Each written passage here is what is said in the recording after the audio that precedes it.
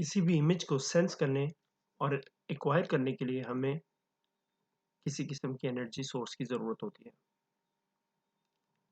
अब वो energy source जिसे हम इल्यूमिनेशन सोर्स भी कह सकते हैं, एनर्जी को एमिट करता है और वो एनर्जी उस ऑब्जेक्ट पर जिसके हम इमेज एक्वायर करने की कोशिश कर रहे हैं, उस पर फॉल करती है। फिर या तो वो उससे रिफ्लेक्ट होती है या उसमें ऑब्ज़ॉर्ब हो जाती है। ये जो पिक्चर हमारे सामने है, इसमें सूरज की रोशनी दरख्त पर फॉल कर रही है और फिर वो रोशनी जब यहाँ से रिफ्लेक्ट होके कैमरा के ऑप्टिकल सिस्टम के थ्रू सेंसर पे फॉल करती है, तो वहाँ से इस ट्री के इमेज को एक्वायर किया जाता है।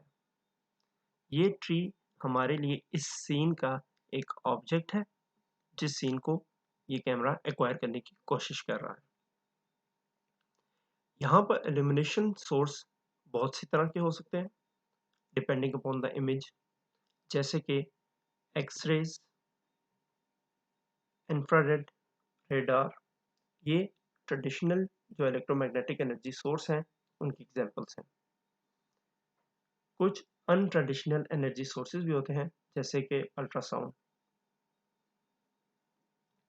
इसी तरह जो सीन के ऑब्जेक्ट एलिमेंट्स हैं, वो भी डिफरेंट हो सकते हैं। जैसे इस सिनेरियो में हमारे पास वो ऑब्जेक्ट ट्री है, हम सैटेलाइट्स के थ्रू जब ज़मीन की पिक्चर्स लेते हैं, तो हमारे लिए वो ऑब्जेक्ट्स डिफरेंट होते हैं। फिर हम जब एक्स-रेज़ करते हैं, बॉडी एक्स-रेज़, तो हमारे लिए जो ऑब्जेक्ट्स हैं, वो डिफरेंट होते हैं। अब एनर्जी सोर्स पर डिपेंड करता है कि जो एनर्जी उससे एमिट हो रही है, वो ऑब्जेक्ट से रिफ्लेक्ट होगी या उससे ट्रांसमिट हो जाएगी। रिफ्लेक्शन की एग्जांपल इस पिक्चर में हमारे सामने है कि ट्री की पिक्चर हम उस वक्त एक्वायर करेंगे जब सनलाइट उससे सन रिफ्लेक्ट होगी और कैमरे के सेंसर पर फॉल करेगी। लेकिन अगर एक्स-रे हम एक्वायर कर रहे हो किसी भी पर्सन का, तो उसमें जो रेडिएशंस हैं, वो बॉडी से ट्रांसमिट होती हैं। बुनियादी तौर पर सेंसर्स को 3 डिफरेंट तरीकों से अरेंज किया जाता है इमेजेस को एक्वायर करने के लिए, जिस पर इल्यूमिनेशन एनर्जी फॉल करती है और फिर उन्हें डिजिटल इमेजेस में कन्वर्ट किया जाता है। सबसे पहले एक सिंगल सेंसर को यूज़ किया जाता है। उसके अलावा सेंसर्स को एक लाइन में अरेंज कर दिया जाता है किसी डिवाइस पर, इसको लाइन सेंसर्स कहते हैं, और उसके बाद एक एरे अरेंजमेंट के तौर पर बहुत से सेंसर्स को अरेंज कर दिया जाता है। एक सिंगल सेंसर कैसे काम करता है, वो देखते हैं। एनर्जी फॉल करती है सेंसिंग मटेरियल पर और सेंसिंग मटेरियल जो कि उस एनर्जी के लिए सेंसिटिव होता है, उस इंफॉर्मेशन को ऑब्जर्व करता है। अब बीच में एक फ़िल्टर ऐड कर दिया जाता है। अगर हमें किसी भी किस्म के कलर को या किसी एक ख़ास कलर को जो है ज़्यादा फ़ोकस रखना हो अपने इमेजेस में, तो हम फ़िल्टर ऐड कर सकते हैं in front of the sensing material, जिसकी वजह से वो एनर्जी अपने ओरिजिनल शेप से डिफरेंट होकर सेंसिंग मटेरियल पे फॉल करेगी। अब सेंसिंग मटेरियल जब उस एनर्जी को सेंस कर लेगा, तो वो फिर उसको इलेक्ट्रिकल सिग्नल्स में कन्वर्ट करेगा और एक voltage waveform as an output provide करेगा। अब जो वोल्टेज प्रोड्यूस होगी सेंसिंग मटेरियल से, उसको डिजिटल डाटा में कन्वर्ट करने के लिए हम डिजिटाइज़र को यूज़ करेंगे। अब एक सिंगल सेंसर की एग्जांपल डिस्कस कर लेते हैं। जो पुराने कैमरास हुआ करते थे, उनमें एक फ़िल्म डला करती थी और क्योंकि उनमें सिर्फ़ एक सिंगल सेंसर यूज़ हो रहा होता था, तो 2D इमेज को एक्वायर करना काफ़ी डिफ़िकल्ट टास्क था।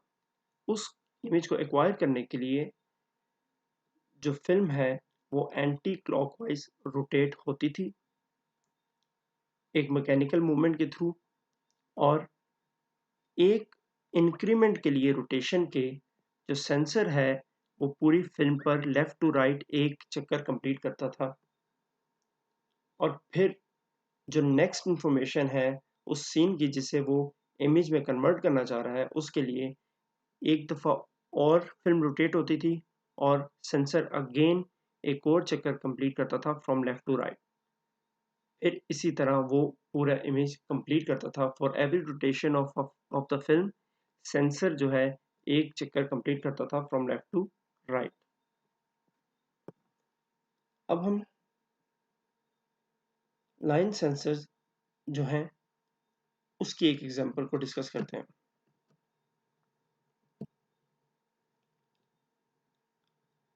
जो एयरक्राफ्ट हैं जैसे कि जो जासूस एयरक्राफ्ट होते हैं जिन्हें इमेजिंग ऑफ द लैंड के लिए यूज़ किया जाता है, उन पर लाइन सेंसर जो हैं वो डायरेक्शन के परपेंडिकुलर लगा दिया जाता है डायरेक्शन ऑफ द फ्लाइट के। अगर फ्लाइट इस तरह मूव कर रही है तो लाइन सेंसर्स को इस तरह अटैच कर दिया जाएगा at the bottom bottom of the aircraft. होगा क्या, क्योंकि हम हर पिक्सल की या हर खास एरिया की पिक्चर को एक्वायर कर रहे होते हैं, तो जो सेंसर है जैसे ये पहला सेंसर है वो इसको एक्वायर कर रहा है इस एरिया को लैंड के, और इसी तरह ये जो सेंसर है ये एक्वायर कर रहा है इस पर्टिकुलर एरिया को लैंड के। अब होगा क्या, इस पूरे लैंड के इमेज को एक्वायर करने के लिए अगर हम यहाँ से स्टार्ट करें तो फ्लाइट आगे मूव करेगी, वो यहाँ की पिक्चर ले लेगा और फिर जब उससे आगे मूव करेगी वो उससे आगे के लैंड की पिक्चर लेगा, और फिर जैसे-जैसे फ्लाइट मूव करती रहेगी या एयरक्राफ्ट जो है वो मूव करता रहेगा, वो उसकी फ्लाइट डायरेक्शन के जो परपेंडिकुलर है वो लैंड की पिक्चर को एक्वायर करता जाएगा। अब जो इन्फॉर्मेशन हम इंक्रीमेंटल रिसीव कर रहे हैं, यानी कि पहले इस लैंड की पिक्चर ली इस पर्टिकुलर पार्ट की, फिर उससे अगले पर्टिकुलर पार्ट की और फिर उससे अगले पर्टिकुलर पार्ट की, तो इस इंफॉर्मेशन को करेक्टली अरेंज करने के लिए बैकएंड पे कोई एल्गोरिदम यूटिलाइज हो रहा होगा जो जितनी भी इंफॉर्मेशन यहाँ से रिट्रीव की जा रही है उसको एग्जैक्टली उसी मैनर में अरेंज कर दे फॉर द रिक्वायर्ड इमेजेस। उसके बाद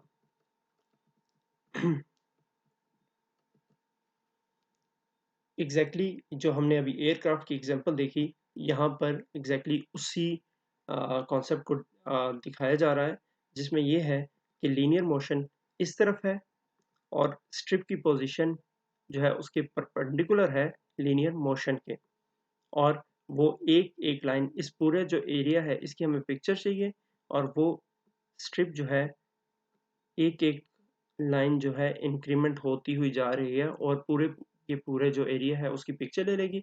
और फिर जैसे अभी हमने डिस्कस किया है कि बैकएंड पे कोई ना कोई एल्गोरिदम रन हो रहा होगा जो इस तमाम इंफॉर्मेशन को करेक्टली उसी तरह अरेंज करे जैसे कि ओरिजिनल वहाँ पर है।